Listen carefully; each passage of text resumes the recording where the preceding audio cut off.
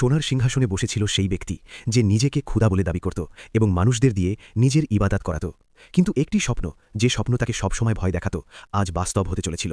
কারণ মরুভূমির নিঃসঙ্গতা ভেদ করে ফিরে এসেছেন হজরত মুসা, সেই মুসা যিনি শৈশব থেকেই নিজের কওমের কষ্ট দেখেছেন।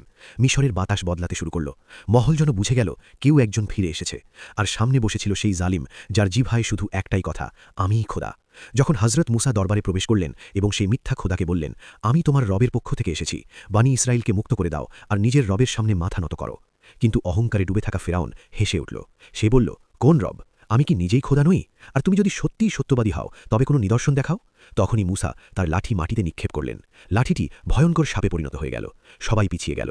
দরবার স্তব্ধ হয়ে গেল। ফেরাউন সিংহাসনে জমে গেল, কিন্তু সে ভয়কে রাগে বদলে ফেলল। চিৎকার করে বলল, জাদুকরদের ডেকে আনো, এখন হবে আসল মোকাবিলা। দরবারে হইচই পড়ে গেল। মিশরের বড় বড় জাদুকররা এসে মুসার সামনে দাঁড়াল। একদিকে ছিল রবের তাকদীর আর অন্যদিকে ছিল জুলুমের সালতানাত। তারপর যা ঘটল, জাদুকররা তাদের লাঠিগুলো মাটিতে ফেলল। সেগুলো সাপে পরিণত হয়ে ছুটতে লাগল। কিন্তু তখন মুসার লাঠি এগিয়ে গেল, আর যে দৃশ্য দেখা গেল তা জাদু আর হকের পার্থক্য পরিষ্কার করে দিল।